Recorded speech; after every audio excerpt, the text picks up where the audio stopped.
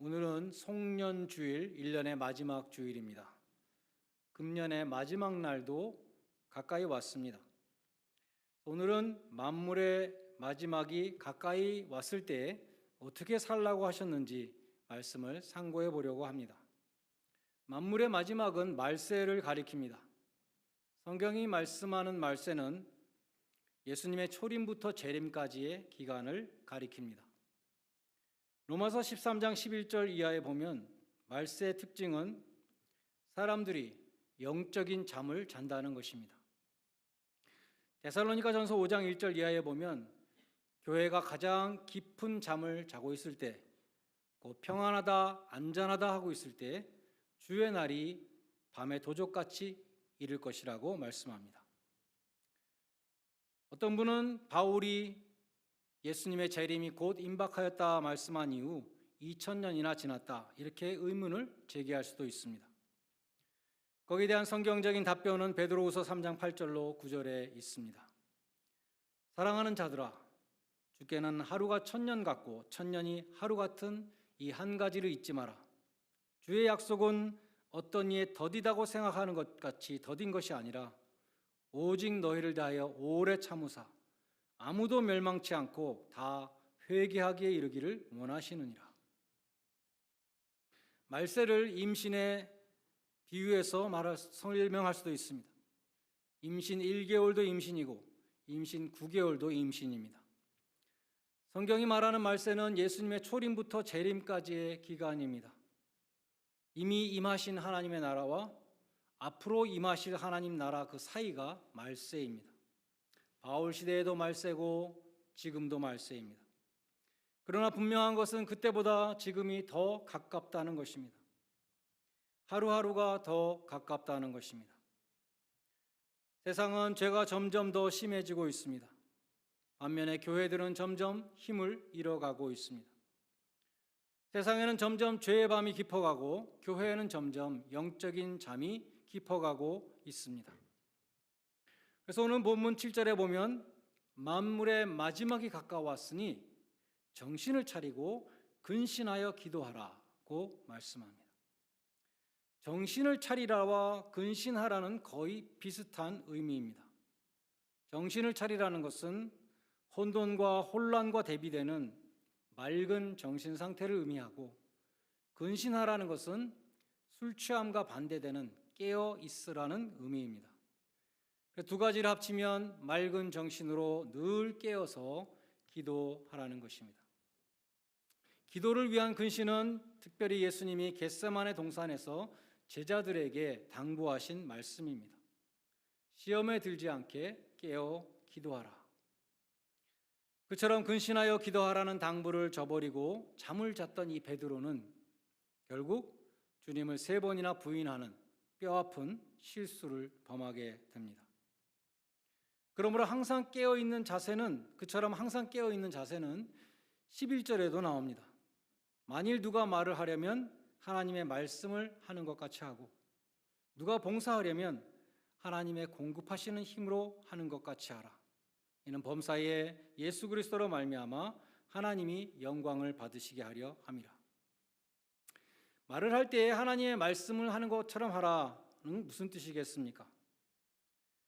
말을 할 때에, 평소에 말을 할 때에 하나님의 말씀을 전하는 것처럼 신실한 자세와 바른 목적으로 하라는 것입니다. 봉사를 할 때에도 하나님이 주시는 힘으로 한다는 그런 자세를 견지하라는 것입니다. 그래서 모든 것이 다 하나님께 영광이 되도록 하라고 하였습니다. 그러므로 근신하여 깨어 기도한다는 것은 눈을 감고 기도하는 것에 그치는 것이 아니라 말을 할 때에도 기도하는 것입니다. 내가 지금 하는 말이 하나님 앞에서 덕이 되고 있는가? 주여 내 입술에 파수꾼을 세워 주시옵소서 계속 생각하면서 말을 하는 것입니다. 기도하면서 말을 하는 것입니다. 봉사를 할 때에도 지금 내 봉사가 나 자신을 내세우는 그러한 봉사가 되고 있지는 않은가 살피는 것입니다. 베드로도 제자들 사이에서 누가 크냐 하는 다툼을 일으켰던 그러한 사람이었습니다. 그 베드로가 지금 말씀하는 것입니다. 우리가 봉사를 할 때에 하나님의 영광을 가로채고 있지는 않은가 살피라는 것입니다. 그러한 근신의 자세를 늘 견지해야 한다는 것입니다. 또 성경에 보면 말세에 사랑이 사라진다고 하였습니다. 마태복음 24장에 보면 말세에 전쟁과 지진과 기근과 환난과 핍박이 있고 거짓 선지자들이 일어나며 마지막으로 사람들이 서로 미워하고 사랑이 식는다고 했습니다. 디모데후서 3장 1절 이하에도 말세에 사람들이 자기를 사랑하며 돈을 사랑하며 쾌락 사랑하기를 하나님 사랑하는 것보다 더 한다고 말씀합니다.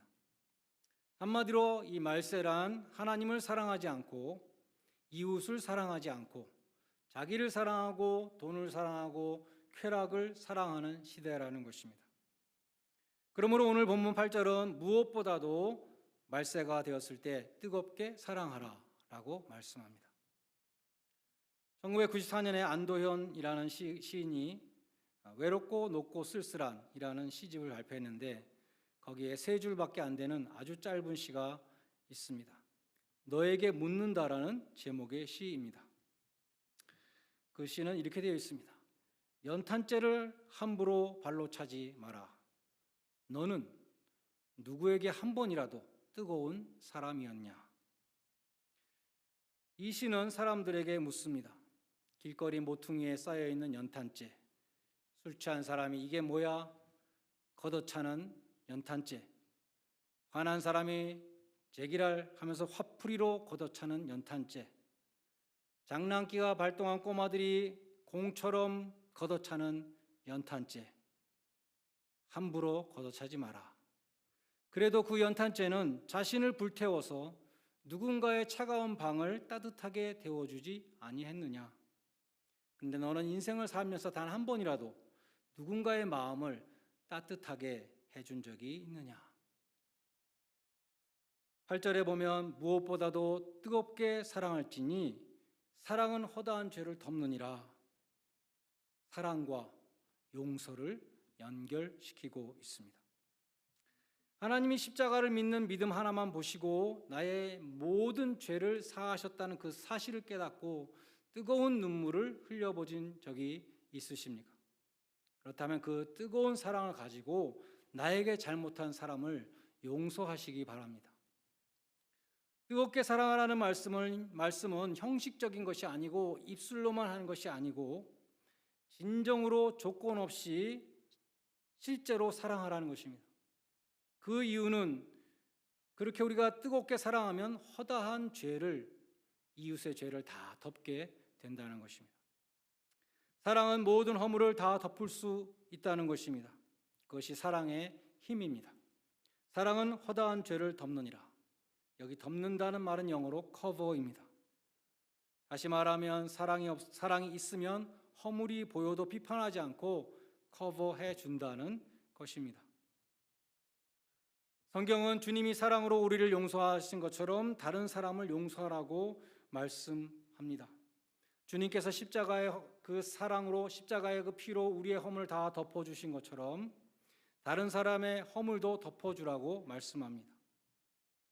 하나님의 눈에는 자녀들의 허물이 보이지 않습니다. 하나님이 눈이 나쁘셔서가 아니라 하나님은 전지전능하신 분이고 우리가 아무리 감추려 해도 하나님은 다 알고 계시고 우리 심령의 가장 깊숙한 곳까지 다 아십니다. 그러나 주님의 피로 다 씻어주셨기 때문에 하나님의 눈에는 우리의 죄가 보이지 않습니다. 주님께서 우리를 사랑하시기 때문에 우리의 허물을 덮어주시는 것입니다. 당신의 피로 우리의 죄와 허물을 덮어주시기 때문에 주님은 우리의 과거의 잘못을 다시 들먹이지 아니하십니다. 만약 하나님께서 우리 과거의 잘못이나 죄와 허물을 기억하시고 그것을 낱낱이 들춰내신다면 우리는 아무도 하나님 앞에 설 수가 없습니다. 그러나 하나님은 우리의 과거를 묻지 않으십니다. 하나님께서는 우리의 과거와 상관없이 우리를 사랑하십니다. 그러므로 우리들도 다른 사람의 실수와 허물을 물어서는 안 된다는 것입니다. 다른 사람의 과거를 가지고 정죄해서도 안 되고 지나간 허물을 자꾸만 들춰내서도 안 된다는 것입니다. 노아에게 함과 야벳과 셈 세 아들이 있었습니다. 아버지 노아가 술이 취해서 벌거벗고 자고 있는 그 허물을 함이 보고 들추어냈습니다. 소문을 냈습니다. 그 함은 자자손손이 저주를 받았습니다. 반면에 아버지의 허물을 덮어주기 위해서 안 보고 뒤로 뒷걸음쳐서 담요로 덮어주고 나왔던 셈과 야벳은 자자손손이 복을 받았습니다. 남의 허물을 들춰내는 죄는 자신뿐만 아니라 후손들에게도 이어지는 저주가 된다는 것입니다. 남의 허물을 덮어주는 것은 자신뿐만 아니라 후손들에게도 이어지는 축복이 된다는 것입니다. 그것이 성경의 원리입니다.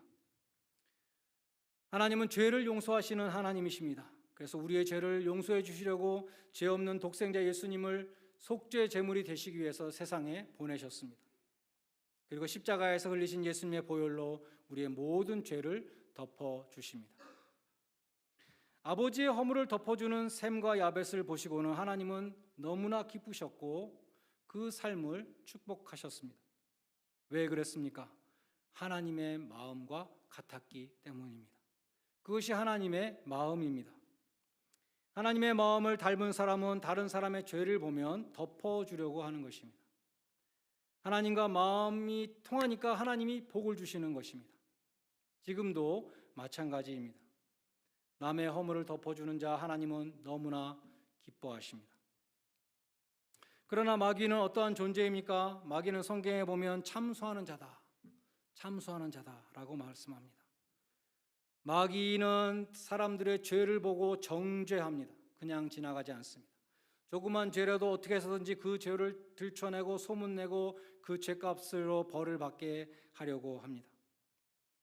마귀가 할 수 없는 것은 딱 하나 있는데, 사탄이 기적도 행할 수 있고 능력도 행할 수 있고 모든 것을 다 할 수 있지만 딱 하나 할 수 없는 것은 사랑입니다. 마귀는 사랑을 할 수 없습니다. 사랑은 하나님께 속한 것입니다. 사랑이 없는 마귀는 칭찬을 할 수 없습니다. 교회에서 10년 가도 20년 가도 한 번도 칭찬 안 하는 사람도 있어요. 참소만 할 수 있습니다. 마귀가 그런 존재입니다. 그러니까 다른 사람의 허물을 지적하고 소문내며 떠들고 다니는 사람들은 하나님께서 보실 때에 마귀 짓을 하고 있는 것입니다. 하나님께서 아버지 노아의 허물을 들춰내고 흉을 본 함을 저주하신 것입니다. 그것은 마귀의 일이기 때문입니다. 하나님께서 여러분을 사랑하심을 믿습니까? 하나님은 우리에게 죄와 허물이 없어서 사랑하시는 것이 결코 아닙니다.